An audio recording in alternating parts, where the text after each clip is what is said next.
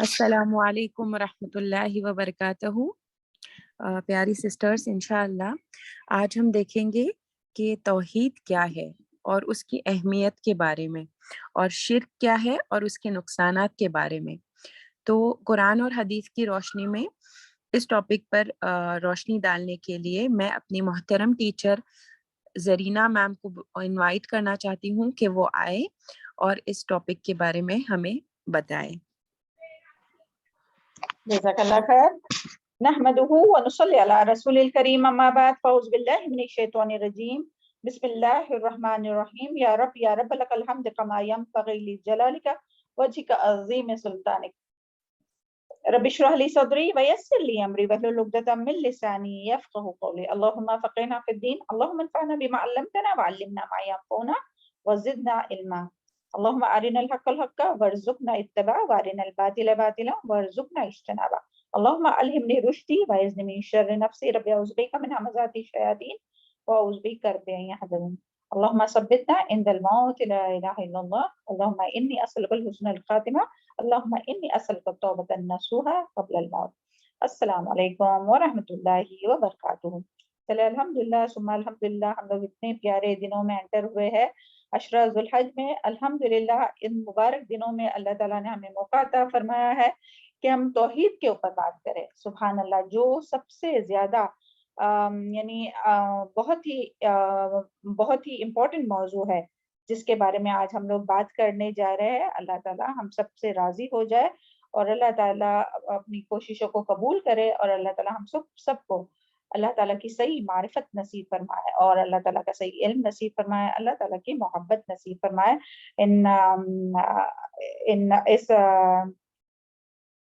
اس یعنی درس کے ذریعے، اس موضوع کے ذریعے چلے اعوذ باللہ من الشیطان الرجیم بسم اللہ الرحمن الرحیم۔ دیکھیے، یہ جو آج جس موضوع پر ہم لوگ بات کرنے جا رہے ہیں نا، تو وہ دین اسلام کا سب سے بنیادی رکن ہے۔ کون سا؟ توحید۔ توحید وہ چیز ہے جس پر تمام انسانوں کی دنیا اور آخرت کی کامیابی اور ناکامی کا انحصار ہے۔ بہت دھیان سے سنیے اور سمجھنے کی کوشش کیجئے۔ ہم اس کو بہت لائٹلی لیتے ہیں، ہم سمجھتے ہیں کہ ہم مسلمان گھروں میں پیدا ہوئے تو پھر ہمیں کون سی چیز جو ہے وہ جنت میں جانے سے روک سکتی ہے نا؟ لیکن نہیں، یہ سب کچھ ڈیپینڈ ہے اپنے عقیدے توحید پر، کہ ہمارا توحید کے بارے میں عقیدہ کیا ہے۔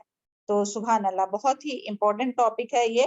اگر کوئی انسان خوب اچھے عمل بھی کرے، بہت سی نیکیاں بھی کرے، لیکن اس کا اگر عقیدہ توحید درست نہیں ہے تو اس کی ساری نیکیاں ضائع ہو جائیں گی۔ اس لیے اس کے بارے میں علم حاصل کرنا نہایت ضروری ہے، اور جس کے بارے میں قرآن میں اللہ تعالیٰ ارشاد باری تعالیٰ ہے، وَتَعْلَمْ أَنَّ اللَّهُ لَا إِلَهَ إِلَّا اللَّهُ، اور اللہ تعالیٰ فرماتے ہیں کہ جان لو، علم حاصل کرو، کس کے بارے میں؟ ان اللہ لا الہ الا اللہ، یعنی لا الہ الا اللہ، کہ اللہ کے سوا کوئی معبود نہیں، اللہ تعالیٰ ایک اکیلا معبود ہے۔ تو اس کے بارے میں علم حاصل کرنا جو ہے وہ بہت ضروری ہے۔ سبحان اللہ۔ اور توحید کا علم سب سے بہت ہی وسیع علم ہے، یعنی پورے قرآن میں سبحان اللہ اتنی آیات اور اتنی اللہ تعالیٰ نے نشانیاں بتائی ہے اللہ تعالیٰ نے توحید کے بارے میں، کہ جس کے بارے میں ہم لوگ ہر جمعہ کو پڑھتے بھی ہے۔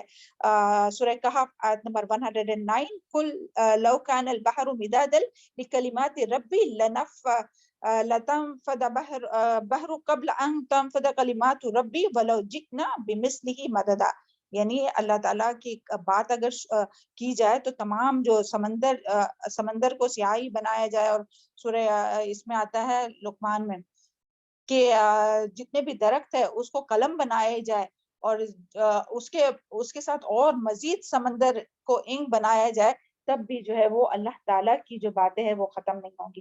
تو اللہ تعالیٰ کی باتیں یعنی توحید کی باتیں، سبحان اللہ۔ تو ہم لوگ کے لیے بہت ضروری ہے کہ اس کے بارے میں علم حاصل کرے، توحید کے بارے میں، اللہ تعالیٰ کی وحدانیت کے بارے میں علم حاصل کرنا بہت ضروری ہے۔ تو چلے آج ہم لوگ اس اپنے مبارک مجلس کی شروع میں ہم لوگ جو ہے وہ قرآن مجید کی تلاوت سے اس کا آغاز کرتے ہیں۔ ہم اپنی بہن صبا کو دعوت دیتے ہیں کہ وہ آئے اور سورہ مومنون کی چند آیات، ویسے تو قرآن میں بہت سی آیات جو ہے وہ توحید کے بارے میں جس کے میں بہت سی آیات میں ذکر آتا ہے، مگر ہم لوگ ابھی یہاں ان آیات کو سنتے ہیں۔ جی تلاوت کیجیے۔ وعلیکم السلام ورحمۃ اللہ وبرکاتہ۔ اعوذ باللہ من الشیطان الرجیم، بسم اللہ الرحمن الرحیم، قل لمن الارض ومن فيها ان كنتم تعلمون سيقولون لله قل افلا تذكرون قل من رب السماوات السبع ورب العرش العظيم سيقولون لله قل افلا تتقون قل من بيده ملكوت كل شيء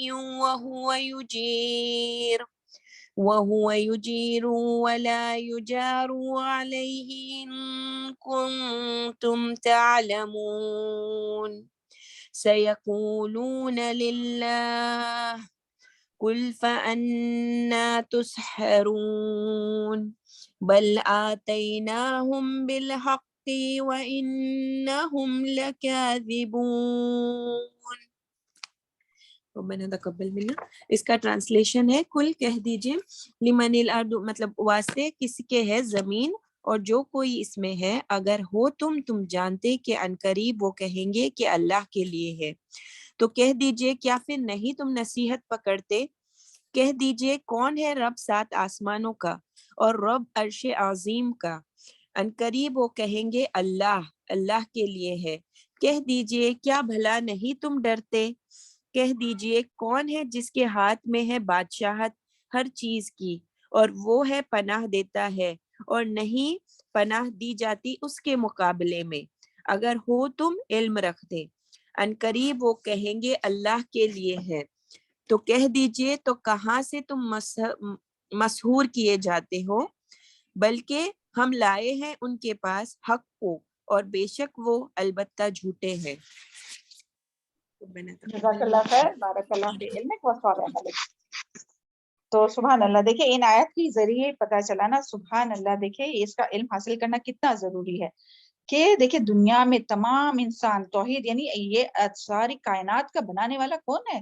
اللہ تعالیٰ ہے۔ اللہ تعالیٰ نے تمام مخلوق کو پیدا کیا ہے، اور صرف پیدا ہی نہیں کیا بلکہ ان کی ہر چیز کا خیال رکھتا ہے، مدبر ہے، مدبر امر ہے، رزاق ہے، ہر چیز کو ہر ایک کو روزی دینے والا ہے۔ اس کے باوجود اب یہ ان آیات میں آپ خود ہی سن رہے تھے نا، سبحان اللہ، کہ دیکھیں جب شرک کرنے والوں سے پوچھا جاتا ہے کہ یہ سب کس نے بنایا ہے، کون کرنے والا ہے، نگہبانی کون کرنے والا ہے، پیدا کرنے والا کون ہے، تو کہتے ہیں اللہ تعالیٰ۔ پھر اللہ تعالیٰ کو چھوڑ کر کس کی عبادت کرتے؟ تو اس کی امپورٹنٹ ان آیت کے ذریعے پتا چلیے، سبحان اللہ۔ جزاک اللہ خیر، بارک اللہ فی علمک وصالح عملک۔ چلے اب بھی ہم لوگ دیکھتے ہیں، بہت شارٹ میں ہم لوگ جائیں گے، ادروائز تو اس میں بات کی جائے تو بہت ہی ہے، مگر ہم لوگ شارٹ میں جانے کی کوشش کریں گے۔ اللہ تعالیٰ ہم سب کے وقت میں برکت ڈالے، اللہم بارک لنا فی اوقاتنا۔ دیکھیں سب سے پہلے تو یعنی ہم لوگ یہ دیکھیں گے کہ توحید کے بارے میں معلومات حاصل کرنا کیوں ضروری ہے۔ توحید کے بارے میں اشہد ان لا الہ الا اللہ جو ہے وہ، اس کے بارے میں، توحید کے بارے میں علم حاصل کرنا، اس کے بارے میں معلومات حاصل کرنا کیوں ضروری ہے؟ تو دیکھیں سب سے پوائنٹ نمبر 1، توحید دین اسلام کی بنیاد ہے۔ اسی طرح توحید سب سے پہلا فرض ہے جس کا اقرار کرنا اور اسے دل و جان سے قبول کرنا ہر مسلمان پر لازم ہے۔ اسی طرح نمبر 3، توحید کے بغیر کوئی انسان دائرہ اسلام میں داخل نہیں ہو سکتا۔ سبحان اللہ۔ اللہ تعالیٰ ہم سب کو اس کی سمجھ عطا فرمائے۔ اللہم فقہنا فی الدین، اللہم زدنا ایمانا و یقینا و فقہا۔ اور توحید کی وجہ سے ہی ایک مسلمان اور کافر میں فرق ہے۔ توحید کی وجہ سے ہی خود کیا ہے کہ کیوں اس کی معلومات حاصل کرنا ضروری ہے، کیونکہ توحید کی وجہ سے ہی ایک مسلمان اور کافر میں فرق ہے۔ پھر پوائنٹ نمبر 5، توحید کی وجہ سے مسلمان اور کافر میں جنگیں ہوئی ہے۔ دیکھیں آج کل جو اتنی انگنت جو جنگیں ہوئی تو وہ کیوں ہوئی، اور ابھی تک بھی جو مسلمانوں سے لڑتے ہیں تو کیوں لڑتے ہیں؟ اسی توحید کی وجہ سے۔ کیونکہ مسلمان کیا کہتا ہے, ہر مسلمان کی بات نہیں ہو رہی, جو توحید پر قائم ہے کہ اللہ کے سوا کوئی معبود نہیں, کوئی عبادت کے لائق نہیں. تو سبحان اللہ, اسی لیے جنگیں ہوئی اور ہوتی ہے. اور توحید کے, اور نمبر 6 ہے کہ توحید کے تقاضے کو پورا کرنے والوں کے لیے اللہ تعالیٰ نے جنت کا وعدہ کیا ہے. سبحان اللہ. تو یہ ساری جو ہے وہ اس کی امپورٹنٹ ہے, یعنی توحید کی, اسی لیے اس کا علم حاصل کرنا ضروری ہے. اب ہم تو یہ دیکھتے ہیں کہ توحید کی تعریف کیا ہے, توحید کیا ہے, بہت شارٹ میں جائیں گے انشاءاللہ. دیکھیں, توحید جو ہے وہ 3 چیزوں کا نام ہے. ایک تو اللہ تعالیٰ کی ربوبیت کی پہچان, پھر اس کی وحدانیت کا اقرار, اور تمام شریکوں کی نفی. کیا ہے؟ اللہ تعالیٰ کی ربوبیت, اللہ تعالیٰ کی ربوبیت کی پہچان, اس کی وحدانیت کی اقرار, اور تمام شریکوں کی نفی. تو یہ جو ہے نا اللہ کی ربوبیت کی پہچان, تو یعنی ربوبیت کی پہچان اور اس کی وحدانیت کا اقرار, یعنی توحید اکیلا اللہ, تو یعنی کہ اکیلے اللہ تعالیٰ کی عبادت کرنے کا نام ہے. توحید کیا ہے؟ سب سے پہلا پوائنٹ یہی تھا کہ توحید جو ہے وہ اللہ کی ربوبیت کی پہچان ہے, اس کی وحدانیت کا اقرار ہے, اور تمام شریکوں کی نفی ہے. اور دوسرا کیا ہے, توحید کیا ہے؟ تو دوسرا پوائنٹ ہے اس کا, توحید اکیلے ہی اللہ سبحانہ تعالیٰ کی عبادت کرنے کا نام ہے. توحید کیا ہے؟ صرف اور صرف اکیلے اللہ تعالیٰ کی عبادت کرنے کا نام ہے. اور تیسرا جو ہے اس کی تعریف, یعنی کہ توحید کیا ہے, تو توحید کا مفہوم اور اس کا خلاصہ اکیلے اللہ تعالیٰ کو کائنات کا خالق و مالک ماننا, اور تمام عبادات صرف اسی لیے بجا لانا, اور اس کے اسماء الحسنہ و صفات میں اسے یکتا تصور کرنا. تو یہ کیا ہے؟ توحید. تو یاد رہے گا میری بہنوں, کیا ہے توحید؟ ہاں, امید ہے کہ آپ کو یہ بات سمجھ میں آئی ہوں گی. ہاں, اب اس بہت غور سے سنیے, تو ضرور انشاءاللہ یہ تمام باتیں جو ہے وہ سمجھ میں بھی آئیں گی, اور اس کی امپورٹنٹ بھی پتہ چلیں گی. اب ہم لوگ دیکھتے ہیں کہ توحید کی کیا اہمیت ہے. تو سبحان اللہ, دیکھیے اللہ تعالیٰ نے یعنی عالم ارواح میں تمام انسانوں کو, بنی آدم کی روحوں سے جتنی بھی اولاد ہونے والی تھی نا, تو تمام اولاد آدم کی روحوں سے توحید کا عہد لیا تھا. کہاں؟ عالم ارواح میں, عالم بالا بھی جسے کہتے ہیں. تمام آدم انسان کی جتنی بھی اولاد ہیں ان کی روحوں سے اللہ تعالیٰ نے یہ عہد لیا تھا. اسے عہد الست بھی کہتے ہیں, اور اس کے بارے میں سورہ الاعراف میں بھی آتا ہے, اور بھی جگہ پر آتا ہے. اللہ تعالیٰ کا فرمان ہے, وَإِذْ أَخَذَ رَبُّكَ مِنْ بَنِي آدَمَ مِنْ ظُهُورِهِمْ ذُرِّيَّتَهُمْ وَأَشْهَدُهُمْ عَلَىٰ أَنفُسِهِمْ أَلَسْتُ بِرَبِّكُمْ, کہ اللہ تعالیٰ نے فرمایا أَلَسْتُ بِرَبِّكُمْ, تو پھر جواب دیا گیا قولو, یعنی اللہ تعالیٰ نے جب سوال کیا کہ میں تمہارا رب نہیں ہوں, تو سب کی روحوں نے کیا جواب دیا تھا؟ قولو بلا شہدنا ان تقولوا یوم القیامت انا کنا ھذا غافلین. سورہ الاعراف آیت نمبر 172. تو اس کا ترجمہ ہے, اور جب آپ کے رب نے اولاد آدم کی پشت سے ان کی اولاد کو نکالا, اور ان سے اور اس سے متعلق اقرار لیا کہ میں تمہارا رب نہیں ہوں, سب نے جواب دیا کیوں نہیں, ہم سب نے گواہی دی ہے. سبحان اللہ, ہم لوگوں نے گواہی دی ہے. مگر دیکھیں, یعنی ہر انسان نے, اس میں اب یہاں کسی کا فرق نہیں ہے کہ کافر ہو, مومن ہو, اہل کتاب ہو, یا کوئی بھی مذہب کا ہو, ہر ایک کی روح نے جو ہے وہ آسمان, عالم بالا میں, عالم ارواح میں اللہ تعالیٰ سے عہد دیا ہے کہ اللہ تعالیٰ جو ہے ایک ہے.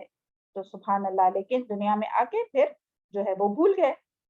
اور پھر اللہ تعالیٰ نے یہ کیوں لیا یہ عہد؟ تاکہ تم, آیت میں ہی آگے ترجمہ ہے, تاکہ تم قیامت کے دن یہ نہ کہو کہ ہم تو اس توحید کا اقرار سے بے خبر تھے. یعنی کوئی دنیا میں آ کر یہ نہیں کہ اللہ تعالیٰ ہم تو نہیں جانتے تھے. تو اسی لیے اللہ تعالیٰ نے یہ عہد دیا. سبحان اللہ. اور پھر اسی طرح اس کا دوسرا, یعنی توحید کی اتنی امپورٹنٹ کیوں ہے, تو اللہ تعالیٰ نے تمام جنات اور انسان کو اپنی ہی عبادت کے لیے, یعنی توحید کے لیے ہی پیدا کیا. دیکھیں قرآن میں کیا آتا ہے, سورہ الذاریات آیت نمبر 56. پہلی آیت کون سی تھی؟ عہد الست والی. سورہ الاعراف آیت نمبر 172. آپ یہ آیت لکھ کے رکھیے اپنے پاس. تو اور یہ جو ہے وہ اللہ تعالیٰ نے تمام انسانوں اور جنات اور انسانوں کو اللہ تعالیٰ کی عبادت کے لیے ہی پیدا کیا. اس کی دلیل سورہ الذاریات آیت نمبر 56 ہے, وما خلقتُ الجن والانس الا ليعبدون، کہ نہیں پیدا کیا اللہ تعالیٰ نے جنوں اور انسانوں کو لیکن الا لیعبدون، صرف اور صرف اسی کی عبادت کے لیے۔ سبحان اللہ! تو عبادت صرف نماز، روزہ، حج کا نام نہیں ہے، بلکہ مومن کا کھانا پینا، سونا جاگنا، ہر کام عبادت ہے، اگر اسے خالص اللہ تعالیٰ کی رضا کے لیے اور سنت طریقے پر کیا جائے۔ تو اللہ تعالیٰ ہم سب کو توفیق عطا فرمائے کہ ہم لوگوں کی اور پوری، اور عبادت کیا ہے؟ اصل میں اطاعت کا نام ہے، اللہ تعالیٰ کی اطاعت، یعنی ہر کام میں اللہ تعالیٰ کی اطاعت۔ تو اللہ تعالیٰ ہمیں مرتے دم تک اللہ تعالیٰ کی عبادت کرنے کی توفیق، صرف اور صرف اللہ تعالیٰ کی عبادت کرنے کی توفیق عطا فرمائے، اور صرف اللہ تعالیٰ کی اطاعت کرنے والا بنائے۔ اور پھر اسی طرح اللہ تعالیٰ کی دی ہوئی نعمتوں کو، اللہ تعالیٰ کی معرفت حاصل کرنے اور اللہ تعالیٰ کی رضا حاصل کرنا جو ہے وہ بھی عبادت ہے۔ اور سبحان اللہ تعالیٰ، اللہ تعالیٰ کی کائنات کی ہر چیز، اللہ تعالیٰ نے یہ کائنات کی ہر چیز، یعنی ہمیں تو صرف اور صرف اللہ تعالیٰ کی عبادت کے لیے پیدا کیا، لیکن کائنات کی ہر چیز اللہ تعالیٰ نے یہ کس کے لیے بنائی ہے اور کس کے لیے مسخر کی ہے؟ ہمارے لیے۔ وَالَّذِي خَلَقَكُم مَّا فِي الْأَرْضِ جَمِيعًا، کہ زمین میں جو کچھ ہے وہ سب کچھ پیدا کیا ہے، جو کچھ زمین میں سب کے سب۔ وَالَّذِي خَلَقَكُم، اللہ تعالیٰ وہ ذات ہے جس نے پیدا کیا تمہارے لیے، مَا فِي الْأَرْضِ جَمِيعًا، جو کچھ زمین میں سب کے سب، یعنی وہ ساری چیزیں تو ہمیں فائدہ پہنچانے کے لیے، لیکن ہمیں کیوں پیدا کیا؟ اللہ تعالیٰ کی عبادت کے لیے۔ لیکن دیکھیں انسان جب دنیا میں آئے تو ساری چیزوں کے پیچھے پڑ گیا اور اللہ تعالیٰ کو ہی بھول گیا۔ اللہ تعالیٰ ہم لوگوں کے حال پر رحم فرمائے، جس طرح سے کہ علامہ اقبال کا شعر ہے، جانور پیدا کیے تیری وفا کے واسطے، کھیتیاں سبز کی تیری غذا کے واسطے، چاند سورج اور ستاروں کو دیا یعنی کہ روشنی کے واسطے، یہ جہاں تیرے لیے اور تو خدا کے واسطے۔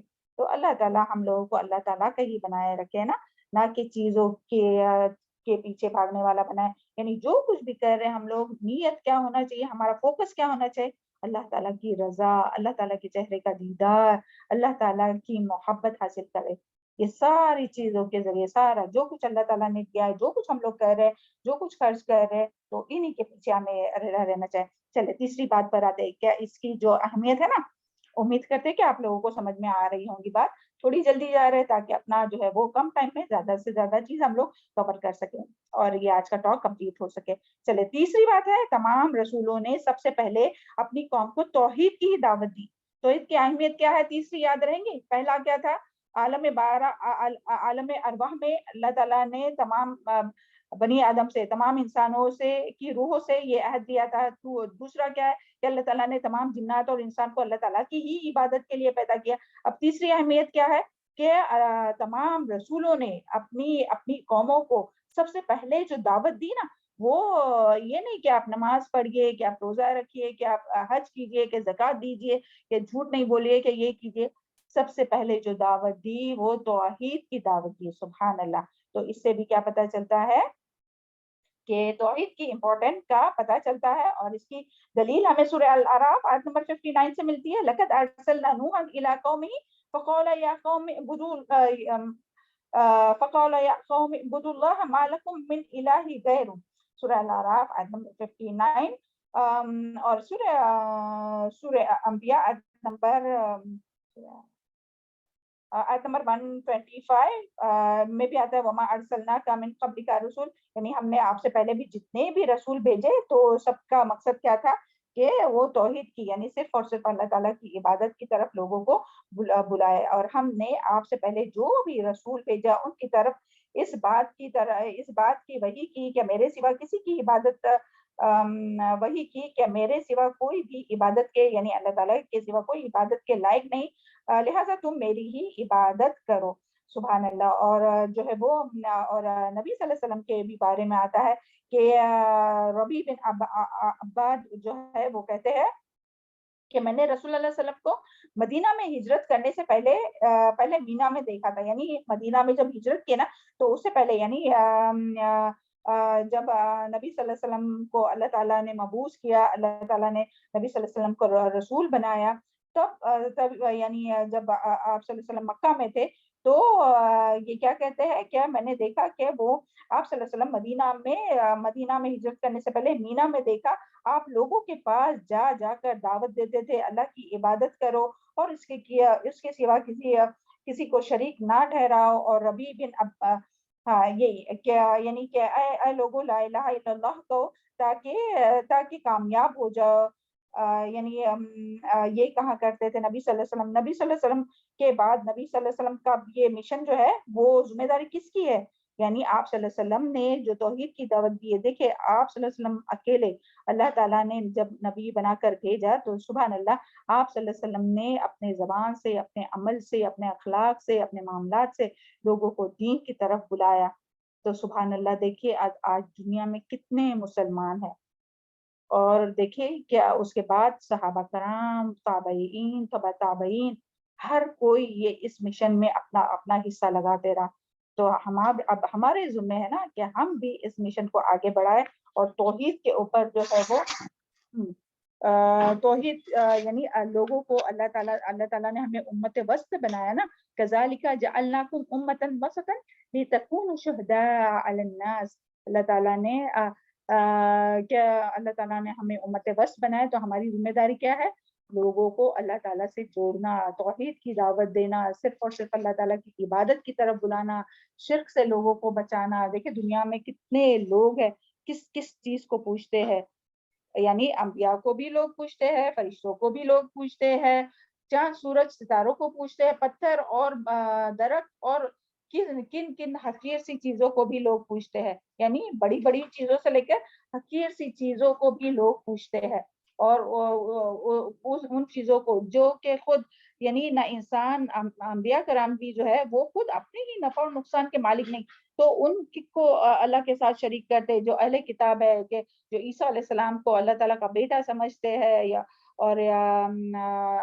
یہ ہے یہود ہے کہ جو عزیر علیہ السلام کو اللہ تعالیٰ کے ساتھ شریک کرتے ہیں، اور مشرکین مکہ جو تھے وہ فرشتوں کو اللہ تعالیٰ کی بیٹیاں کہتے تھے، اور آج بھی دنیا میں جتنے بھی مذاہب ہیں وہ کن کن چیزوں کو اللہ تعالیٰ کے ساتھ شریک کرتے ہیں، جو کہ خود پیدا بھی نہیں کیے گئے ہیں، وہ اللہ تعالیٰ نے ان کو پیدا کیا، اور اللہ تعالیٰ ہی انہیں رزق دیتا ہے۔ اور سبحان اللہ، قرآن مجید میں بہت سے ایسی مثالیں ملیں گی کہ سورہ حج میں ہم لوگ مثال پڑھ چکے کہ ایک مکھی بھی اگر وہ بنانا چاہے نا ان کے الہ، ان کے جو جھوٹے معبود ہے، تو وہ ایک مکھی بھی نہیں بنا سکتے۔ مکھی بنانے کا تو دور کی بات، اگر وہ مکھی ان الہوں کے پاس سے کچھ چیز اٹھا کر لے جائے ان کی چیز، تو وہ واپس لانے پر بھی قادر نہیں ہے۔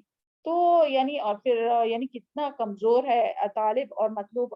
سورہ عنکبوت میں بھی اس کی مثال ہے۔ تو سبحان اللہ کہ جو مانگنے والا ہے وہ بھی کمزور، اور جس سے مانگا جا رہا ہے وہ بھی کمزور۔ تو یعنی وہ بھی اتنا کمزور جس طرح سے مکڑی کا جالا ہوتا ہے نا، سب گھروں میں جو کمزور گھر ہے وہ کیا ہے؟ مکڑی کا گھر، یعنی کہ مکڑی کا جالا۔ تو اور اس کو جو ہے وہ اللہ کے ساتھ شریک کرتے ہیں۔ تو اللہ تعالیٰ ہم سب کے حال پر، تمام انسانوں کے حال پر رحم فرمائے اور صحیح رہنمائی فرمائے۔ چلے یہ تو ہوئی تیسری بات ہے۔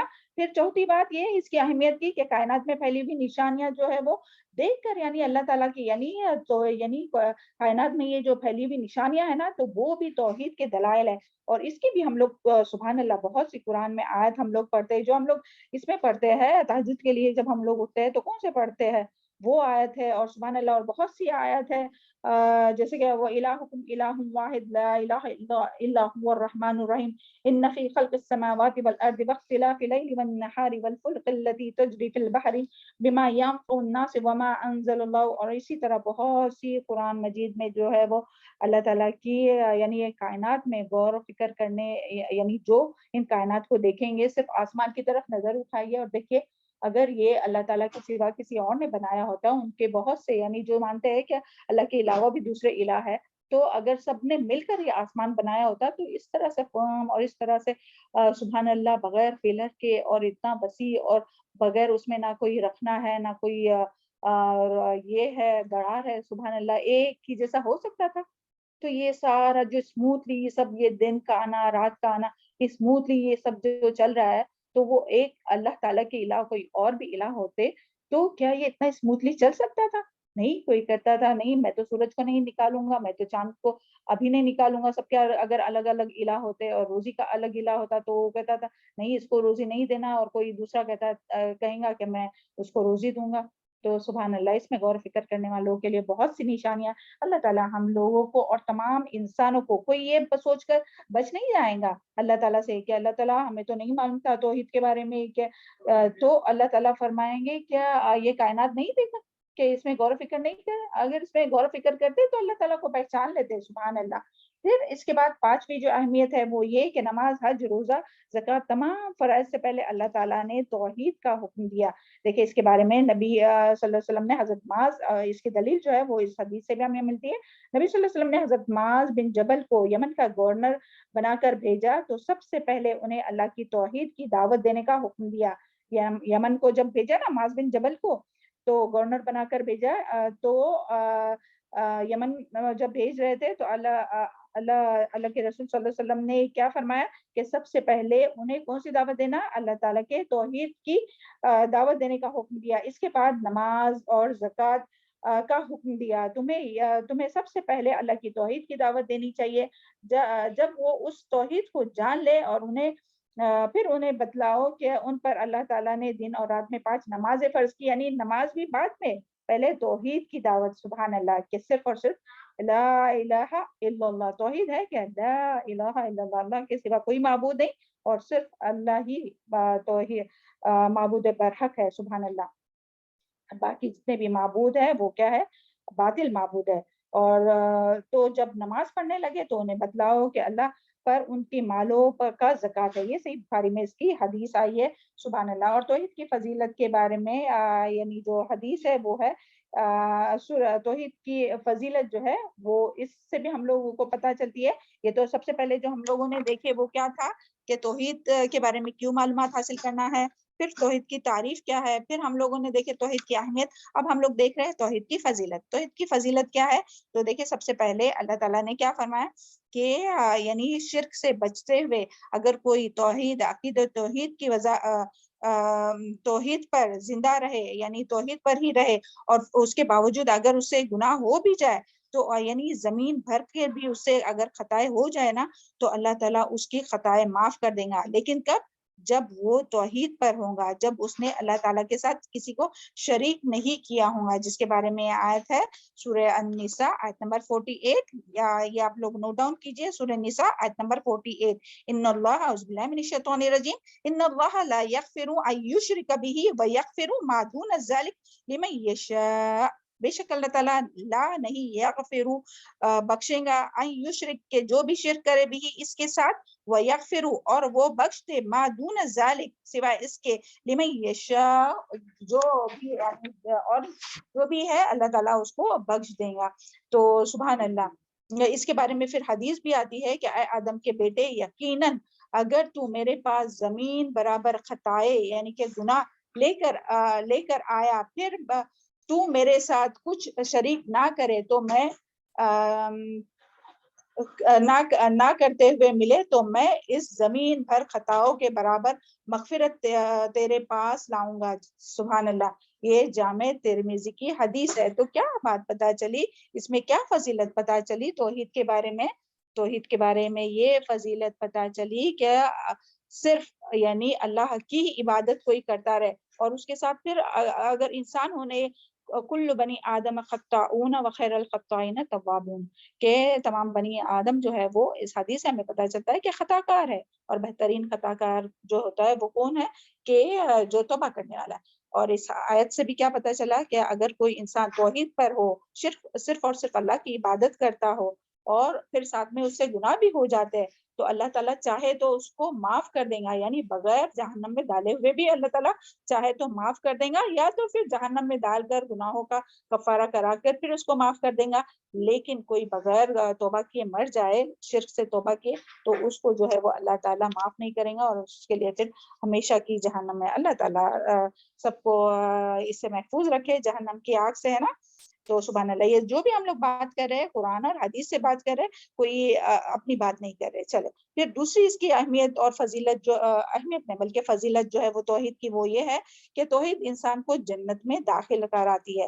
اور اس کی دلیل کیا ہے؟ یہ حدیث ہے من مات نہیں، آیت ہے سورہ المائدہ کی آیت نمبر 72، من مات وهو يعلم انه لا الہ الا اللہ دخل الجنہ، جس شخص کی موت اس حالت میں آئے کہ اسے یقین تھا کہ اللہ کے سوا کوئی معبود برحق نہیں، تو وہ جنت میں داخل ہوگا۔ اور اسی طرح یہ نہیں، یہ مسلم کی حدیث ہے، اور قرآن یہ جو آیت ہے وہ یہ ہے کہ انہ من یشرک باللہ فقد حرم اللہ علیہ الجنہ ومأواہ النار وما للظالمین من انصار۔ یہ سورہ المائدہ آیت نمبر 72 ہے۔ بے شک جو شخص اللہ کے ساتھ شرک قرار دے گا تو اس پر اللہ تعالیٰ جنت کو حرام کر دے گا، یعنی جو شرک کرے گا اس کے لیے کیا ہے، اللہ تعالیٰ جنت کو حرام کر دے گا، اور اس کا ٹھکانہ دوزخ ہے، اور ظالموں کو کوئی مددگار نہیں ہوگا۔ اور اسی طرح ہم لوگ اس میں سورہ لقمان میں بھی پڑھتے ہیں ان الشرک لظلم عظیم، کہ شرک جو ہے وہ بہت بڑا ظلم ہے۔ اور ظلم کیا ہے، جو جس کا جو حق ہے اس کو حق نہ دینا۔ تو اللہ تعالیٰ کا کیا حق ہے کہ صرف اور صرف اللہ تعالیٰ کی عبادت کی جائے۔ تو اللہ تعالیٰ کے ساتھ اگر کوئی کسی کو شریک کرتا ہے تو یہ بہت بڑا ظلم ہے۔ اللہ تعالیٰ تمام انسانوں کو، ہم سب کو ظلم سے محفوظ رکھے، اور اللہ تعالیٰ ہم سب کو جنت الفردوس کے بلند درجات عطا فرمائے۔ چلے نیکسٹ ہے، توحید کی وجہ سے نبی صلی اللہ علیہ وسلم کی شفاعت نصیب ہوگی۔ چوتھی فضیلت کیا ہے کہ توحید ہی وہ وجہ ہے کہ جس کی وجہ سے، یعنی کوئی یہ سمجھتا ہے نا کہ ہاں ہم تو مسلمان ہیں، ہمیں نبی صلی اللہ علیہ وسلم کی شفاعت نصیب ہوں گی، تو تمام مسلمانوں کو شفاعت نہیں نصیب ہوں گی، بلکہ انہیں ہی نصیب ہوں گی کہ جو توحید پر ہوں گا۔ جس کی دلیل یہ ہے کہ حضرت ابو ہریرہ رضی اللہ عنہ روایت کرتے ہیں کہ نبی صلی اللہ علیہ وسلم نے فرمایا میری شفاعت کا سب سے زیادہ حقدار وہ ہے جس نے دل و جان سے خالص ہو کر لا الہ الا اللہ کہا ہوگا، تو قیامت کے دن محمد صلی اللہ علیہ وسلم کی شفاعت کا حقدار ہوگا۔ سبحان اللہ، یہ بخاری کی حدیث ہے۔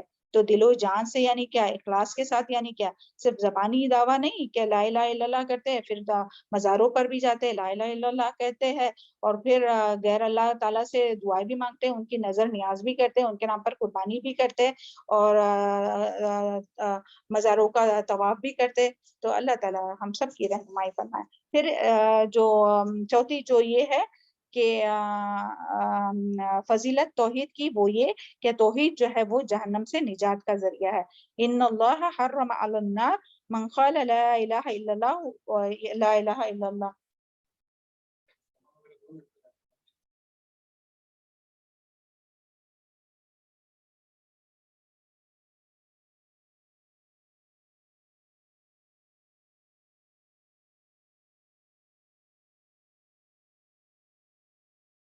اعوذ باللہ من الشیطان الرجیم۔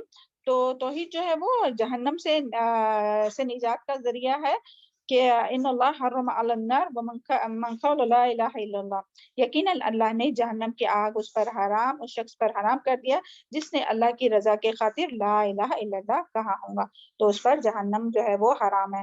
پھر اسی طرح جو ففتھ جو فضیلت ہے وہ یہ کہ شرک کے ساتھ نیک اعمال فائدہ نہیں دیتے اور وہ ضائع ہو جاتے۔ لو اشرک لحبط عنہم ما كانوا يعملون، کہ اس کے بارے میں آتا ہے کہ قرآن میں اللہ تعالیٰ نے حضرت ابراہیم علیہ السلام، حضرت اسحاق علیہ السلام، حضرت یعقوب علیہ السلام، حضرت داؤد علیہ السلام، سلیمان علیہ السلام سمیت 18 پیغمبروں کا نام لے کر فرمایا کہ اگر وہ بھی شرک کرتے، یعنی یہ انبیاء کرام، تو اگر وہ بھی شرک کرتے، حالانکہ وہ تو معصوم، انبیاء تو معصوم ہوتے، لیکن اللہ تعالیٰ نے فرمایا کہ اگر وہ بھی شرک کرتے تو ان کے بھی نیک اعمال ضائع ہو جاتے۔ پھر ہم کس طرح سے یہ سمجھتے ہیں کہ ہم کلمہ بھی پڑھتے ہیں اور ساتھ اللہ تعالیٰ کے شریک بھی کرتے ہیں، غیر اللہ کی عبادت بھی کرتے ہیں، غیر اللہ کے نام پر نیاز نظر بھی کرتے ہیں، غیر اللہ تعالیٰ سے کا وسیلہ بھی بناتے ہیں، ان سے دعائیں بھی مانگتے ہیں، اور ہم سمجھتے ہیں کہ ہماری ساری نیکیاں قبول ہوں گی، ہماری دعائیں، ہماری قربانی اور نیکیاں، اور جو بھی ہم لوگ حج اور جو بھی صدقہ خیرات کرتے قبول ہوں گے۔ اللہ تعالیٰ ہم سب کو شرک سے مرتے دم تک محفوظ رکھے۔ ہاں، تو یہ ساری باتیں تھی۔ چلیں، یہ تو ہو گئی ابھی توحید کی فضیلت۔ اب ہم آتے ہیں اپنی نیکسٹ ٹاپک پر کہ توحید کی قسمیں۔ توحید کی جو ہے وہ مختلف قسمیں ہیں۔ سب سے پہلے تو ہے وہ توحید ربوبیت، بہت آسان ہے سمجھنے کے لیے، رب سے ہے۔ ہاں، رب جو ہوتا ہے وہ کیا ہے، رب العالمین ہم لوگ کہتے ہیں نا، رب العالمین، تو اللہ تعالیٰ ہی یعنی اللہ تعالیٰ ہی پوری کائنات کا خالق۔ ربوبیت جب آئے نا تو رب سے ہے نا وہ، سبحان اللہ۔ تو اللہ تعالیٰ ہی پوری کائنات کا خالق، مالک، رازق اور اکیلا پوری کائنات کا نظام چلانے والا ہے، اور اس کا کوئی نہ وزیر ہے نہ مشیر ہے اور نہ کوئی اس کا مددگار ہے۔ وہی موت اور حیات کا مالک ہے، جو جہاں سے وہی موت اور حیات کا مالک ہے جو اسے یعنی ہر چیز جو ہے وہ اسی کے اللہ تعالیٰ کی قدرت میں، اور اسے کوئی مجبور نہیں کر سکتا، اور پوری کائنات اس کی محتاج ہے، یعنی پوری کائنات جو ہے وہ اس کی محتاج ہے۔ تو اللہ سبحانہ تعالیٰ کے کام جنہیں اللہ تعالیٰ کے سوا کوئی نہیں کر سکتا ہے، تو ان میں سے یعنی کہ دیکھیں اللہ تعالیٰ ہی خالق ہے، یعنی کہ پیدا کرنے والا ہے اور اولاد دینے والا ہے، وہی رازق ہے۔ بندہ یعنی کوئی اور رازق نہیں ہے، جو لوگ کہتے ہیں نا کہ بندہ نواز، غریب نواز، یعنی غریب کو نوازنے والا، تو سبحان اللہ یہ سب کیا ہے؟ یہ سب جو ہے وہ شرک ہے۔ یعنی اللہ تعالیٰ کیا فرماتے ہیں سورہ روم میں، قول اللہ تعالیٰ والذین تدعون من دونی ما یملکون من قطمیر، کہ جو لوگ اللہ تعالیٰ کے سوا کسی کو اور پکارتے ہیں، وہ تو ایک اس کی جھلی کے برابر بھی، کسی چیز کے کھجور کے گٹلی کے جھلی کے برابر بھی جو ہے وہ کسی کے مالک نہیں۔ اللہ الذی خلقکم ثم رزقکم ثم یمیتکم ثم یحییکم، اور اللہ تعالیٰ فرماتے ہیں کہ جو اللہ کے ساتھ کسی کو شریک کرتا ہے، ان کے ہاتھ یعنی یہ آیت جو ہے اس کے ترجمہ ہے کہ اللہ سبحانہ تعالیٰ ہی ہے جس نے تمہیں پیدا کیا، پھر تمہیں نوازا، پھر موت دیں گا، پھر زندگی دیں گا۔ بتاؤ تمہارے شریکوں میں سے کوئی ہے ایسا جو ان میں سے کچھ بھی کر سکتا ہے؟ اللہ کے لیے ہی پاکی اور برتری ہے ہر اس شریک سے جو یہ لوگ مقرر کرتے ہیں۔ تو سبحان اللہ، تو اس سے بھی کیا پتہ چلا، اللہ تعالیٰ ہی خالق، مالک اور مدبر ہے، رزق دینے والا ہے، زندگی اور موت دینے والا ہے، اور اللہ سبحانہ تعالیٰ کے ہاتھ میں ہی ہر چیز کی بادشاہت ہے۔ اس کے بارے میں دلیل سورہ ملک میں آتا ہے، تبارک الذی بیدہ الملک وہو علی کل شیء قدیر۔ سبحان اللہ، اس کے معنی بتانے کی ضرورت نہیں ہے، آپ سب بھی اس کا جانتے ہیں۔ سبحان اللہ، اور جو رازق ہے وہ بھی اللہ تعالیٰ ہے، اس کی دلیل وما من دابۃ الا علی اللہ رزقها، کہ اللہ تعالیٰ کے سوا کوئی ہے کہ جو کسی کو رزق دینے والا ہے؟ تو پھر کیوں کسی کو غریب نواز اور داتا، کیوں کسی کو یہ سمجھنا چاہیے کہ کوئی غریب کو یعنی کوئی نوازنے والا ہے، کوئی داتا ہے، کوئی دستگیر ہے؟ تو سبحان اللہ، ہر چیز جو ہے وہ سب کے سب اللہ تعالیٰ کے ہی ہاتھ میں ہے، اور کوئی بیمار بھی ہو جائے تو شفا دینے والی بھی ذات کون ہے؟ یہ ساری جو قسمیں ہیں نا، یہ ساری جو باتیں ہیں نا، وہ توحید ربوبیت میں آئیں گی کہ شفا بھی دینے والا کون ہے؟ اللہ تعالیٰ۔ قرآن میں سورہ الشعراء آیت نمبر 80 میں کیا آتا ہے؟ وَإِذَا مَرِضْتُ فَهُوَ يَشْفِينِ، تو یعنی جب میں بیمار ہوتا ہوں تو ابراہیم علیہ السلام کے بارے میں آتا ہے، تو نے فرمایا کہ اللہ تعالیٰ ہی ہے جو مجھے شفا دیتا ہے۔ سبحان اللہ، تو یعنی یہ کہنا کہ ہاں یعنی سبحان اللہ، یعنی ہم لوگ یہ بعض دفعہ یہ کہتے تو نہیں ہے، لیکن یعنی جان بوجھ کر تو نہیں، مگر انجانے میں ایسی بات ہو جاتی ہے، ہاں وہ فلاں ڈاکٹر ہے، اس کے ہاتھ میں بہت شفا ہے، وہ فلاں دوائی میں نے کھائی تو مجھے شفا ہوئی۔ تو سبحان اللہ، یہ ساری جو ہے نا وہ شرک کی ہی ایک طرح سے، یہ شرک جو ہے نا، شرک کے بارے میں آتا ہے کہ نبی صلی اللہ علیہ وسلم ایک بار حضرت ابو موسیٰ اشعری کہتے ہیں کہ ایک دن رسول اللہ صلی اللہ علیہ وسلم ہمیں خطبہ دیتے ہوئے فرمایا کہ لوگوں اس شرک سے بچو، کیونکہ اس کی آہٹ، چوٹی کی آہٹ سے بھی ہلکی ہوتی ہے۔ تو صحابہ پریشان ہو گئے، اگر شرک یوں آتا ہے کہ تو ہم کس طرح اس سے بچ سکتے ہیں؟ تو نبی صلی اللہ علیہ وسلم نے پھر یہ دعا سکھائی، اللہم انی اعوذ بک ان اشرک بک شیئا وانا اعلم واستغفرک لما لا اعلم۔ تو ہمیں بھی یہ دعا بہت مانگنی چاہیے، کیونکہ ہمیں پتہ نہیں چلتا کہ ہم لوگ اپنی زبان سے کیا کہتے ہیں بعض اوقات، یعنی ویسے تو نہیں دل میں ہوتا ہے، شرک کا مقصد نہیں ہوتا ہے، مگر ایسی زبانوں سے ہم لوگ ایسی بات کرتے ہیں کہ ہاں فلاں کے پاس گئی تھی تو اس کی وجہ سے میرا یہ فائدہ ہوا اور مجھے شفا ہوئی، یہ ہوا وہ ہوا۔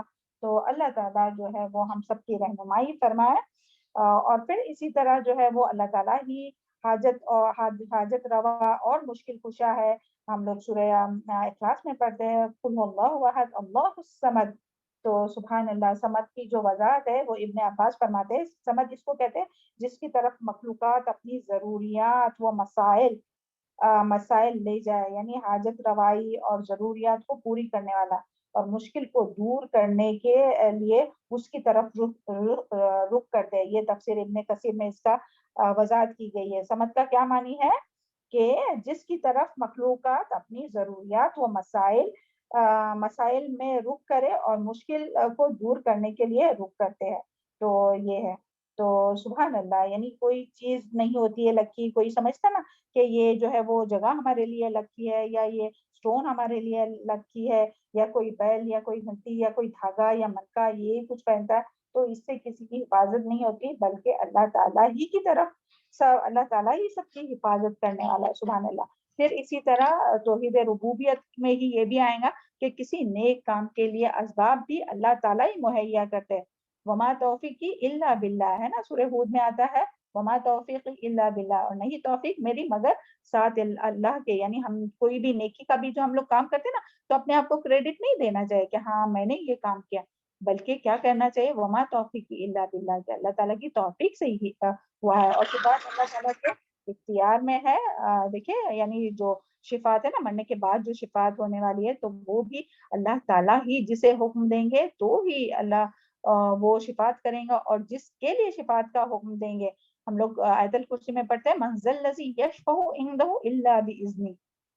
تو اور تو یعنی کہ شفا جو ہے وہ کس کے ہاتھ میں؟ اللہ تعالیٰ ہی جسے شفاعت کا حکم دیں گا، اور جس کے لیے شفاعت کا حکم دیں گا تو اسی کے لیے شفاعت کی جائیں گی. یہ نہیں کیا جو ہم کہتے ہیں کہ ہاں ہم مسلمان ہیں تو نبی صلی اللہ علیہ وسلم ہماری شفاعت کریں گے، اور نبی صلی اللہ علیہ وسلم کے علاوہ اور بھی لوگوں کو سمجھتے ہیں کہ یہ فلاں پیر بابا جو ہے وہ ہمیں بچائیں گے، وہ ہماری سفارش کریں گے.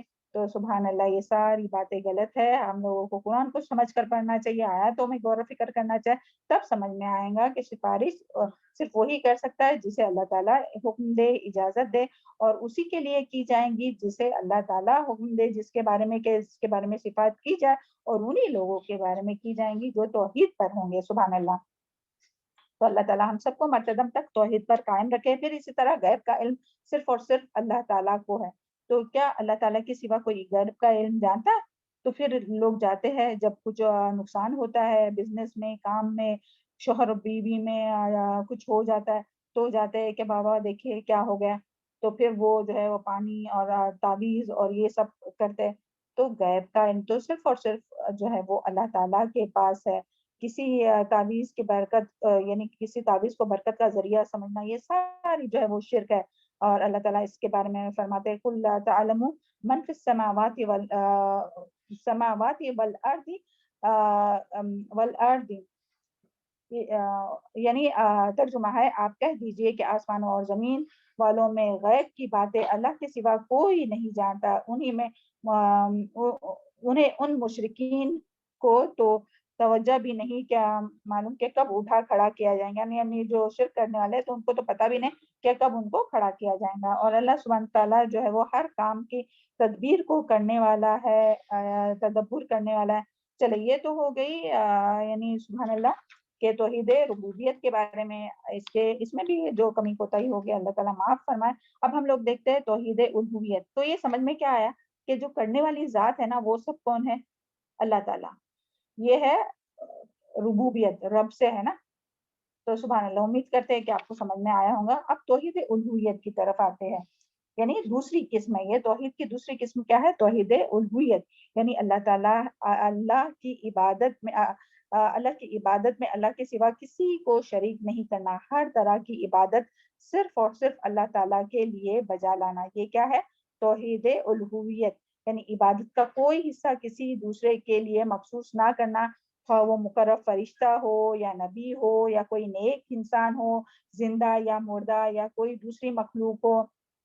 اس کے لیے عبادت اس لیے کہ عبادت خالق کا حق ہے. یعنی عبادت کے لائق کون ہے؟ صرف خالق جس نے پیدا کیا. اور تمام انبیاء نے یہی تعلیم دی، یہی قرآنی آیات کا خلاصہ ہے. اعوذ باللہ من الشیطان الرجیم. الف لام را کتاب احکمت آیاتہ ثم فصلت من لدن کا حکیم خبیر اللہ تعبدوا الا اللہ انی لکم منہ نذیر و بشیر. جب اللہ کے سوا یعنی اور پھر اسی طرح ہم لوگ سب سے اہم جو یعنی جسے سبع مثانی کہا جاتا ہے، جو ہم لوگ ہر نماز میں پڑھتے ہیں، ہر بار ہم لوگ پڑھتے ہیں، دعاؤں سے پہلے پڑھتے ہیں سورہ فاتحہ۔ تو سبحان اللہ، سورہ فاتحہ میں ہم لوگ دن رات کیا پڑھتے ہیں؟ ایاک نعبد و ایاک نستعین، کہ ہم صرف اور صرف تیری ہی عبادت کرتے ہیں اور صرف تجھی سے مدد مانگتے ہیں۔ تو عبادت اور مدد جو ہے وہ کس سے مانگتے ہیں؟ اللہ تعالیٰ سے۔ ہم یہ زبان سے تو کہتے ہیں، مگر کتنا اچھا ہوتا کہ اس کو اگر ہم سمجھ جاتے نا کہ صرف اور صرف اسی کی عبادت کرتے ہیں۔ تو دیکھیں آج کس طرح سے ہم لوگوں نے، انسانوں نے، اللہ تعالیٰ ہم سب کو محفوظ رکھے شرک سے، کہ کس طرح سے عبادت میں اللہ تعالیٰ کے ساتھ شریک کر رکھا ہے، اور کس طرح سے غیر اللہ سے مدد مانگتے ہیں۔ تو اللہ تعالیٰ ہم سب کے حال پر رحم فرمائے۔ اس کے بارے میں حدیث آتی ہے کہ حضرت عبداللہ ابن مسعود رضی اللہ عنہ سے روایت ہے، نبی صلی اللہ علیہ وسلم نے دریافت کیا، اللہ کے یہاں کون سا گناہ سب سے بڑا ہے؟ تو آپ نے جواب دیا، تو اللہ کا کسی کو شریک بنائے حالانکہ اس نے تجھے پیدا کیا۔ یہ بخاری اور مسلم دونوں میں یہ حدیث آئی ہے۔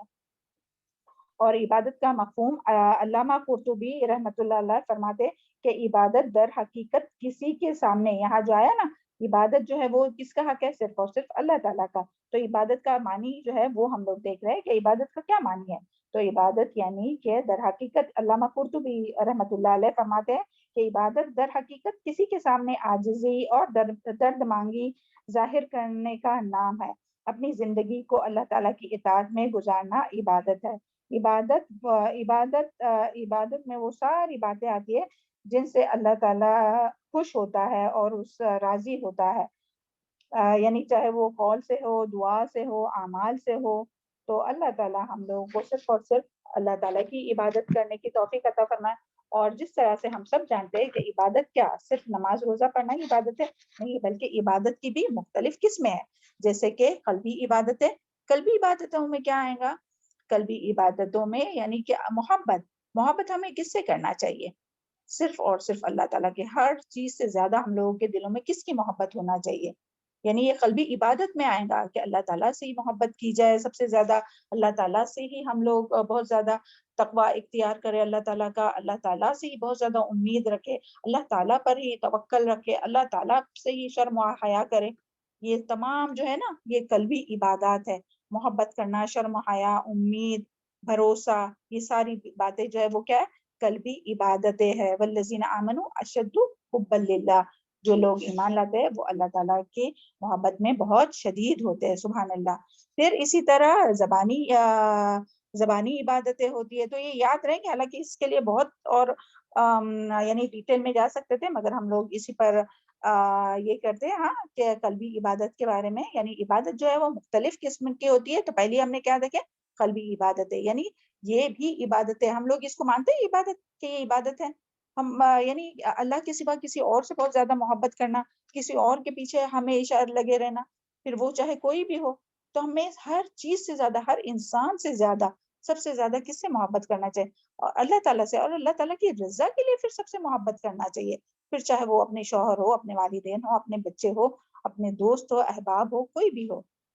اور پھر بعض لوگ جو ہے وہ غیر اللہ سے محبت کرتے ہیں اور ان سے ڈرتے ہیں اور ان سے توکل کرتے ہیں، ان سے امید رکھتے ہیں کہ یہ ہماری مدد کریں گے، یہ ہمیں بچائیں گے۔ تو یہ ساری باتیں جو آتی ہے نا اس میں، سبحان اللہ، قلبی عبادتوں میں۔ پھر دوسرا جو ہے وہ زبانی عبادتیں۔ زبانی عبادتوں میں جیسے کہ اللہ تعالیٰ کی حمد بیان کرنا، تسبیح، اذکار، توبہ، استغفار اور دعائیں کرنا۔ تو یہ سب بھی کس کے لیے ہونا چاہیے؟ صرف اور صرف اللہ تعالیٰ کے لیے ہونا چاہیے۔ اس کی دلیل وغیرہ بھی تھی، مگر ہم لوگ آگے بڑھتے ہیں۔ پھر اسی طرح بدنی عبادتیں۔ بدنی عبادتوں میں جیسے کہ نماز ہے، روزہ ہے، دعائیں مانگنا ہے، مدد طلب کرنا ہے، نظر و نیاز کرنا ہے، سجدہ کرنا ہے۔ تو یہ سب بھی کس کے لیے ہے؟ وَقَالَ رَبُّكُمْ ادْعُونِي أَسْتَجِبْ لَكُمْ إِنَّ الَّذِينَ يَسْتَكْبِرُونَ عَنْ عِبَادَتِي سَيَدْخُلُونَ جَهَنَّمَ دَاخِرِينَ۔ تو دیکھیے یعنی اللہ تعالیٰ سے ہی ہمیں دعائیں بھی مانگنا چاہیے، چاہے وہ سجدے میں ہو، چاہے ہاتھ اٹھا کر ہو، جیسے بھی ہم لوگ دن رات جو دعائیں مانگتے ہیں۔ اور پھر نماز، روزہ، ہر چیز، مدد طلب کرنا، نیاز نظر کرنا، یہ بھی عبادت ہے نا، بدنی عبادتیں، مالی عبادتیں۔ تو یہ سب کس کے لیے ہونا چاہیے؟ صرف اور صرف اللہ تعالیٰ کے لیے ہونا چاہیے۔ اور اس کی یہ جو نظر نیاز جو ہے نا، وہ صرف اور صرف اللہ تعالیٰ کے لیے ہونا چاہیے۔ اور اس کی دلیل ہم لوگوں سورہ بقرہ میں بھی ہم لوگ پڑھ چکے ہیں، اور بھی بہت سی جگہ ہے۔ انما حرم علیکم المیتۃ والدم ولحم الخنزیر وما اہل به بغیر اللہ۔ بے شک اللہ تعالیٰ نے حرام کیا تم پر میت، مردار اور خون اور خنزیر کا گوشت، اور جو پکارا جائے بلایا جائے غیر اللہ کے نام پر۔ تو اس سے کیا پتا چلا؟ غیر اللہ کے نام پر جو بھی نیاز نظر کرتے ہیں نا، چاہے پھر وہ ذبح کرے، چاہے وہ میٹھا بنائے، کھیر بنائے، اور جو بھی کھانا بنائے اور اس پر غیر اللہ کے نام کی نیاز نظر کرے، تو وہ سب کا کھانا جو ہے وہ حرام ہے۔ تو اللہ تعالیٰ اپنے تمام رشتہ داروں، تمام مسلمانوں پر رحم فرمائے، اور جو یہ عبادات ہے وہ عبادات میں اللہ کے سوا کسی کو شریک کرنے والا نہ بنائے، اور شرک سے بچائے اور جہنم کی آگ سے بچائے۔ اسی طرح بدنی اور مالی عبادت ہے، جیسے کہ حج کرنا، قربانی کرنا، اس میں بدن یعنی جسم بھی لگاتے اور مال بھی لگاتے۔ اسی طرح قربانی کرنا، سبحان اللہ۔ پھر اسی طرح رقیہ کرنا، یعنی شفا کی نیت سے پڑھ کر جو دم کیا جاتا ہے اسے رقیہ کہتے ہیں، تو وہ بھی صرف اور صرف اللہ تعالیٰ کی نام پہ کرنا چاہیے، قرآن کی آیت کے ذریعے کرنا چاہیے۔ اور اس کے بارے میں کوئی جو ہوتا ہے کہ وہ تعویذ لٹکاتا ہے، تو اس کے بارے میں آتا ہے کہ جس نے تعویذ لٹکائی تو یقیناً اس نے شرک کیا۔ تو اور پھر اسی طرح عقیدت اور تعظیم کی نیت سے صرف کعبہ کا ہی طواف کرنا چاہیے۔ اور پھر اسی طرح تھرڈ جو ہے وہ توحید کی جو تیسری قسم ہے وہ توحید اسماء و صفات، سبحان اللہ، یعنی یہ اقرار کرنا کہ اللہ تعالیٰ کی ذات جس کی جیسی کوئی ذات نہیں ہے، اور وہ تمام جو صفات ہے، اچھی اچھی صفات ہے، تمام صفات اللہ کی صفات جیسی کسی کی صفات نہیں ہے۔ اور قرآن اور حدیث میں جس طرح سے نام اللہ تعالیٰ کے اسماء و صفات بیان کیے گئے، اس میں نہ تمثیل کرنا، نہ اس میں تخصیف کرنا، اور نہ تحلیل کرنا۔ تمثیل کیا ہے؟ اللہ سبحانہ تعالیٰ کو کسی کے جیسا قرار دینا۔ تو اللہ تعالیٰ سورہ شورى میں کیا فرماتے ہیں؟ لیس کمثلہ شیء، اللہ تعالیٰ کے جیسا تو کوئی ہے ہی نہیں۔ اور تکفیف کیا ہے؟ اللہ کے جیسی کوئی چیز نہیں، ولا یحیطون بشیء یحیطون بہ علما، یعنی اللہ کی طرح تو کوئی ہے ہی نہیں، سورہ طہ میں اس کا آتا ہے۔ اور تعطیل کیا ہے؟ کہ اللہ کے اسماء و صفات کا انکار کرنا اور ان کو صحیح معنوں سے خالی قرار دینا۔ تو سبحان اللہ، تو اللہ تعالیٰ کے لیے ہی ہے اچھے اچھے، وَلِلَّهِ الْأَسْمَاءُ الْحُسْنَىٰ فَادْعُوهُ بِهَا وَذَرُوا الَّذِينَ يُلْحِدُونَ فِي أَسْمَائِهِ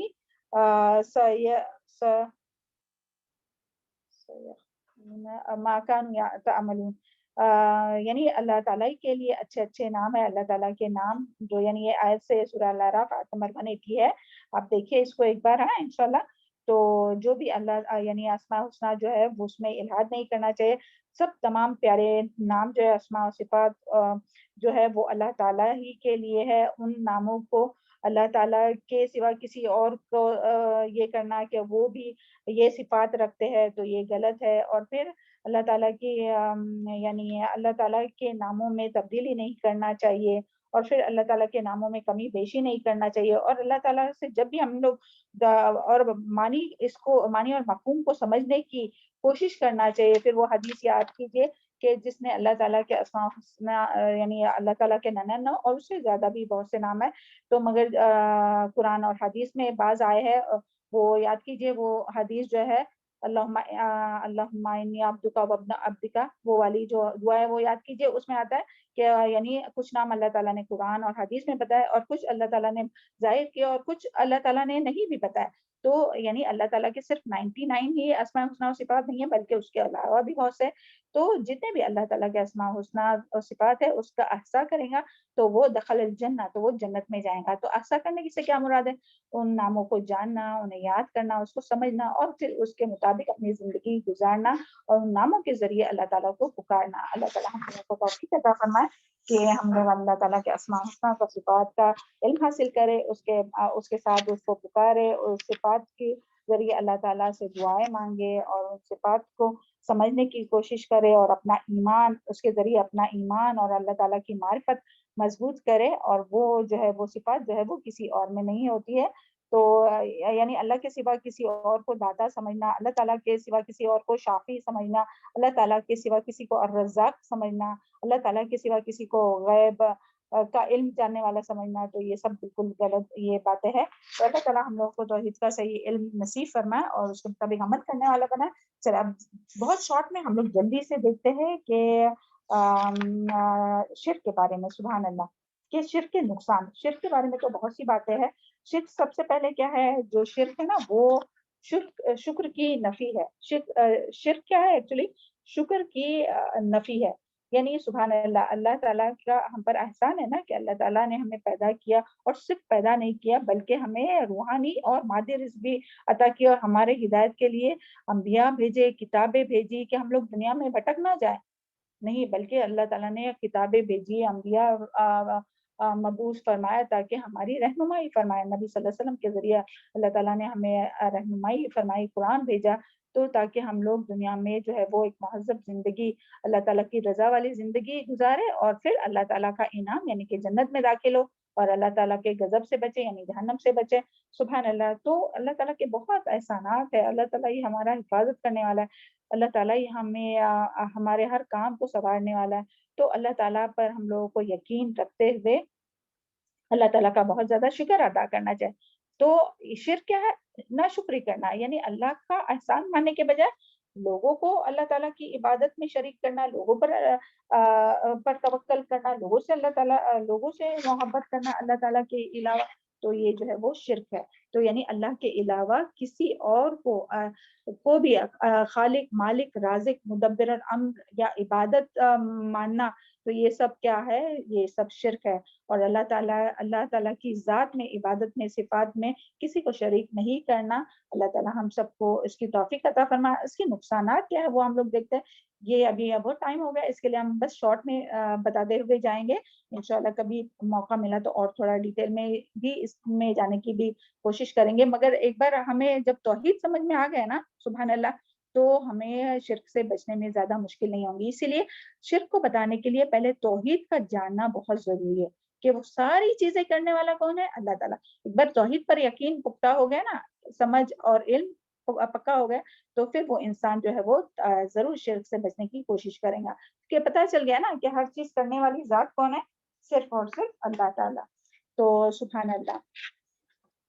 तो ये और लोग शिर्क करते क्यों हैं? क्योंकि लोग क्या समझते हैं कि ये जो है वो हमारी मदद करेंगे, ये जो है वो हमारी जो है वो हमारी सिफ़ारिश करेंगे। तो सुभान अल्लाह, यानी अल्लाह ताला के पास हमारी सिफ़ारिश करेंगे और ये अल्लाह ताला को के करीब करने वाले वमा युक़र्रिबूना इलल्लाहि ज़ुल्फ़ा, सूरह ज़ुमर में आता है कि ये हमें अल्लाह ताला के करीब करने वाले, और वो समझते और वो मिसाल देते हैं ऐसी जो शिर्क करने वाले होते हैं ना, कि जिस तरह से बादशाह के पास जाने के लिए वज़ीर के पास जाते हैं, हम लोग वज़ीर से बोलते हैं, तो अल्लाह ताला के लिए हम लोग को जो है वो ऐसी मिसालें नहीं बयान करना चाहिए। दुनिया के बादशाह और कायनात के बादशाह में ज़मीन आसमान का फ़र्क है, बहुत फ़र्क है। तो अल्लाह ताला हम लोगों को इसकी समझ अता फ़रमाए और अल्लाह के साथ किसी को शरीक करने वाला ना बनाए। शिर्क के बस नुकसान देखते हैं। सबसे पहले शिर्क का नुकसान ये है कि शिर्क जो है वो सबसे बड़ा ज़ुल्म है। इन्न शिर्क लज़ुल्मुन अज़ीम, कि ज़ुल्म है, और इसका नुकसान ये है कि शिर्क जो है वो नाक़ाबिल माफ़ी जुर्म है, जिसके बारे में हम लोग ये आयत पढ़ चुके हैं ना सूरह अन-निसा, कि इन्नल्लाहा ला यग़फ़िरु अन युश्रक बिही व यग़फ़िरु मा दूना ज़ालिका लिमन यशा व मन युश्रिक बिल्लाहि फ़क़द ज़ल्ला ज़लालन बईदा। और फिर दूसरा नुकसान ये है कि शिर्क सबसे बड़ा गुनाह है। हज़रत इसके लिए दलील है, हज़रत अबू बकर रज़ियल्लाहु अन्हु से रिवायत है कि रसूलुल्लाह सल्लल्लाहु अलैहि वसल्लम ने फरमाया, क्या मैं तुम्हें बड़े गुनाहों के बारे में ना बताऊँ? हमने कहा क्यों नहीं अल्लाह के रसूल? तो आप सल्लल्लाहु अलैहि वसल्लम ने फरमाया, अला अलल इशराक बिल्लाह व उक़ूक़ुल वालिदैन। अल्लाह के रसूल सल्लल्लाहु अलैहि वसल्लम ने क्या फरमाया? अल्लाह के साथ शिर्क करना और वालिदैन की नाफरमानी करना। ये बुखारी की हदीस है 5986। तो अल्लाह के साथ शिर्क करना और वालिदैन की नाफरमानी क्या करना? वालिदैन की नाफरमानी करना, ये जो है वो कबीरा गुनाह है। अल्लाह ताला हम सबको माफ़ फरमाए। अगर कभी जाने-अनजाने में शिर्क हो गया होगा तो माफ़ फरमाए, कभी जाने-अनजाने में वालिदैन की नाफरमानी हुई होंगी तो अल्लाह ताला हमें माफ़ फरमाए।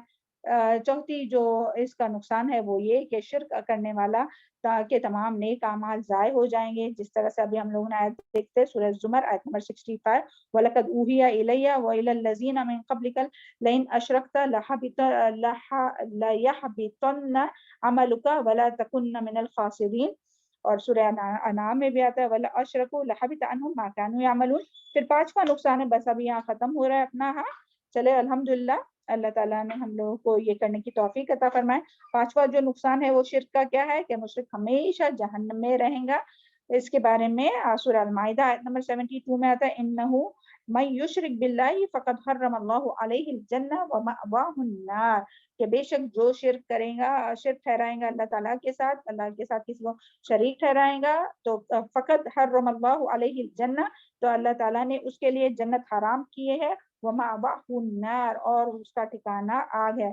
اللہم لا تجعلنا منہم، اللہم لا تجعلنا منہم، اللہم لا تجعلنا منہم۔ اللہ تعالیٰ ہم سب کو شرک سے محفوظ رکھے۔ اب ہم یہ سوچتے ہیں کہ نہیں بھائی ہم تو شرک نہیں کرتے، ہم مزاروں پر نہیں جاتے، ہم غیر اللہ کی نیاز نظر نہیں کرتے، تو دیکھیں سبحان اللہ، اللہ تعالیٰ نے قرآن مجید میں کی آیات کے ذریعے ہمیں پتہ چلتا ہے کہ یہ بھی شرک ہے۔ کیا شرک ہے؟ کہ اپنے نفس کی پیروی کرنا، یعنی اللہ تعالیٰ کا ایک حکم ہے اور اپنا دل ایک چاہتا ہے، تو جو کوئی اللہ تعالیٰ کے حکم کو چھوڑ کر اپنے نفس کی پیروی کرے گا تو اس کے لیے اللہ تعالیٰ نے قرآن مجید میں فرمایا اعوذ باللہ من الشیطان الرجیم ارأیت من اتخذ الہہ ہواہ اضلہ اللہ علی العلم، کہ اللہ تعالیٰ فرماتے ہیں کہ تم نے دیکھا ایسے شخص کو جس نے اپنے ہی الہ کو اپنا معبود بنا لیا ہے۔ تو ہم لوگ کہتے ہیں نا کہ ہاں یہ شرک کرتا ہے، وہ مزاروں پہ جاتا ہے، یہ نیاز نظر کرتا ہے، اور یہ کرتا ہے، یہ سب مشرک ہے۔ تو ہم اپنے آپ کو نہیں دیکھتے، ہمیں اپنے آپ کو دیکھنا چاہیے کہ ہم کتنی اپنے نفس کی پیروی کرتے ہیں۔ اللہ تعالیٰ ہم سب کو مرتے دم تک اب تک جو ہم لوگوں نے اپنے نفس کی پیروی کی ہے اللہ تعالیٰ معاف فرمائے، کیونکہ اگر شرک کرنے والا معافی مانگے نا تو اللہ تعالیٰ معاف کر دیتا ہے۔ تو ہم لوگ اللہ تعالیٰ سے معافی مانگتے ہیں۔ سید اللہ استغفار پڑھیے سب لوگ۔ اللہم انت ربی لا الہ الا انت خلقتنی وانا عبدک وانا علی عہدک ووعدک ما استطعت واعوذ بک من شر ما صنعت ابوء لک بنعمتک علی ابوء بذنبی فاغفر لی فانہ لا یغفر الذنوب الا انت ربنا ظلمنا انفسنا وان لم تغفر لنا وترحمنا لنکونن من الخاسرین رب اغفر لی وارحمنی وانت خیر الراحمین لا الہ الا انت سبحانک انی کنت من الظالمین۔ اللہ تعالیٰ آج تک جو ہم لوگوں نے اپنے نفس کی پیروی کی ہے، اپنے خواہشات کو اپنے خواہشات کے غلام بنے رہے، تو اللہ تعالیٰ ہم لوگوں کو معاف فرمائے، اور آئندہ ہم لوگوں کو اپنے نفس کے شر سے بچائے، اور پلک جھپکتے بھی ہمیں اپنے نفس کے حوالے نہ کرے۔ یا حی یا قیوم برحمتک استغیث فاصلح شأنی کلہ ولا تکلنی الی نفسی طرفۃ عین۔ اللہم انی اعوذ بک اللہم انی اعوذ بک من شر النفس۔ اللہ تعالیٰ ہم سب کو اپنے نفس کے شر سے بچائے۔ تو یہ آیت اور دوسری بھی ایک آیت کے ذریعے ہم لوگوں کو پتہ چلتا ہے کہ جو اپنے نفس کی پیروی کرنا جو ہے وہ بھی کیا ہے، اللہ اپنے نفس کو الہ بنانا ہے، یعنی اسے اپنے نفس کو اللہ تعالیٰ کے ساتھ شریک کرنا ہے۔ تو اللہ تعالیٰ ہم سب کو اپنے نفس سے محفوظ رکھے۔ اور دیکھیں حدیث میں بھی آتا ہے کہ حضرت عبداللہ بن مسعود رضی اللہ عنہ روایت کرتے ہیں کہ رسول اللہ صلی اللہ علیہ وسلم نے ارشاد فرمایا من مات وهو يدعو من دون اللہ اندادا دخل النار، کہ جس شخص کو اس حالت میں موت آئی کہ وہ اللہ کے علاوہ کسی اور کو پکارتا تھا وہ جہنم میں جائیں گا۔ اللہم لا تجعلنا منہم۔ تو یہ بخاری کی حدیث ہے، ہاں یہ بخاری کی حدیث ہے۔ اللہ کو اپنے چلو اور پھر اسی طرح ایک آخر میں یہ حدیث پڑھتے ہوئے، اچھا یہ ہو گئی نا معاذ بن جبل والی، ہاں چلو الحمدللہ۔ اعوذ باللہ من الشیطان، ایک بار پھر سے یہ حدیث بتاتے ہیں کہ اللہ کا اپنے بندوں پر اور بندوں کا اپنے اللہ پر کیا حق ہے۔ تو اس کے بارے میں رسول اللہ صلی اللہ علیہ وسلم نے اپنے معاذ بن جبل کو فرمایا تمہیں معلوم ہے کہ اللہ کا اس کے بندوں پر کیا حق ہے اور بندوں کا اس پر کیا حق ہے؟ ہاں یہ حدیث صحیح ہے۔ تو معاذ رضی اللہ عنہ کہتے ہیں کہ میں نے عرض کیا اللہ اور اس کا رسول خوب جانتا ہے۔ آپ صلی اللہ علیہ وسلم نے فرمایا اللہ کا بندوں پر یہ حق ہے کہ اسی کی عبادت کرے اور اسی کے ساتھ کسی کو شریک نہ بنائے، اور بندوں کا اللہ پر یہ حق ہے کہ جو بندہ شرک نہ کرتا ہو تو اللہ اسے عذاب نہ دیں گا، یعنی وہ ہمیشہ دوزخ میں نہیں رہے گا۔ میں نے عرض کیا یا رسول اللہ کیا یہ لوگوں کو یہ خوشخبری نہ سناؤں؟ آپ صلی اللہ علیہ وسلم نے فرمایا ایسا نہ کرو ورنہ اسی پر وہ بھروسہ کر بیٹھیں گے۔ سمجھ میں آئی ہے حدیث؟ ایک بار پھر سے سنیے۔ رسول اللہ یعنی یہ کیا بات بتاتی ہے کہ اللہ کا بندوں پر کیا حق ہے اور بندوں پر اللہ کا کیا حق ہے، کہ رسول اللہ علیہ وسلم نے معاذ بن جبل رضی اللہ عنہ کو فرمایا کہ اللہ کا اس کے بندوں پر کیا حق ہے اور بندوں تو یعنی اللہ، جب نبی صلی اللہ علیہ وسلم نے پوچھا یہ تو معاذ کہنے لگے کہ میں نے عرض کیا اللہ اور اس کا رسول خوب جانتا ہے۔ تو آپ صلی اللہ علیہ وسلم نے فرمایا اللہ کا بندوں پر یہ حق ہے کہ اس کی عبادت کرے اور اس کے ساتھ کسی کو شریک نہ کرے۔ اللہ تعالیٰ ہم سب کو توفیق عطا کرے کہ ہم لوگ صرف اللہ تعالیٰ کی عبادت کریں اور اللہ کے ساتھ کسی کو شریک نہ کرے۔ اور بندوں کا اللہ پر کیا حق ہے کہ جو بندہ شرک نہ کرے گا تو وہ اسے عذاب نہیں دے گا، یعنی جو شرک نہیں کرے گا تو اللہ تعالیٰ پھر اس کو عذاب بھی نہیں دے گا، یعنی اس کو ہمیشہ دوزخ میں نہیں رکھے گا۔ اگر اس سے گناہ ہو جائے تو اللہ تعالیٰ چاہے تو گناہ معاف بھی کرے بغیر سزا دیے، اور اگر چاہے تو اس کو جہنم میں ڈال کے سزا دے کر پھر اس کو جو ہے وہ نکال دے گا، مگر جو شرک کے ساتھ مرے گا تو اس کے لیے کیا ہے، وہ ہمیشہ ہمیشہ جہنم میں رہے گا۔ اللہ تعالیٰ اللہم لا تجعلنا منہم، اللہ تعالیٰ ہم سب کو بھی، ہم سب کے اہل و عیال، تمام رشتہ داروں اور تمام مسلمانوں کو شرک سے محفوظ رکھے اور جہنم کی آگ سے محفوظ رکھے۔ اللہم انی اعوذ بک ان اشرک بک شیئا وانا اعلم واستغفرک لما لا اعلم۔ اللہم انی اعوذ بک من عذاب جہنم، اللہم انی اعوذ بک من عذاب جہنم، اللہم انی اسألک الجنۃ الفردوس، اللہم انی اسألک الجنۃ الفردوس، اللہم انی اسألک الجنہ وما قرب الیہا من قول او عمل، سبحانک اللہم وبحمدک اشہد ان لا الہ الا انت استغفرک واتوب الیک۔ ربنا تقبل منا انك انت السميع العليم وتب علينا انك انت التواب الرحيم، اللهم اغفر لي وللمؤمنين والمؤمنات والمسلمين والمسلمات والاحياء منهم والاموات، ربنا تقبل منا انك انت السميع العليم وتب علينا انك انت التواب الرحيم، اللهم اني اسالك الفعل الخيرات وترك المنكرات وحب المساكين، ان تغفر لي وترحمني وان اراد فتنة في قومي فتوفني غير مفتون، اللهم اني اسالك حبك وحب من يحبك وعمل الذي يقربني حبك، اللهم طهر قلبي من النفاق وعملي من الرياء ولساني من الكذب وعيني من الخيانة، فإنك تعلم خائنة الأعين وما تخفي الصدور، ربي أعوذ بك من همزات الشياطين وأعوذ بك ربي أن يحضرون، يا حي يا قيوم برحمتك أستغيث، أصلح لي شأني كله ولا تكلني إلى نفسي طرفة عين، اللهم آت نفسي تقواها وزكي أنت خير من زكاها انت ولیھا و مولاھا، اللہم انی اسألک الفعل الخیرات و ترک المنکرات۔ اللہ تعالیٰ ہم سب کو ان 10 دنوں میں بہت زیادہ کثرت سے اور اخلاص کے ساتھ، ہے نا، کثرت اللہ تعالیٰ کثرت کو نہیں دیکھتا بلکہ اس کے اخلاص کو، نا، تو بہت اخلاص کے ساتھ ہر عمل خالص اللہ تعالیٰ کی رضا کے لیے اور اللہ تعالیٰ سے آخرت میں اجر پانے کے لیے کرنے کی توفیق عطا فرمائے، چاہے پھر وہ کوئی بھی نیکی ہو، اور اللہ تعالیٰ ہم سب کو مرتے دم تک شرک سے محفوظ رکھے اور توحید پر ثابت قدم رکھے، اور توحید پر ہی ہم سب کو اور ہم سب کے اہل و عیال اور تمام دنیا کے مسلمانوں کو فوت کرے۔ چلے سبحان اللہ۔ السلام علیکم ورحمۃ اللہ وبرکاتہ۔ اللہم ثبتنا عند الموت، لا الہ الا اللہ۔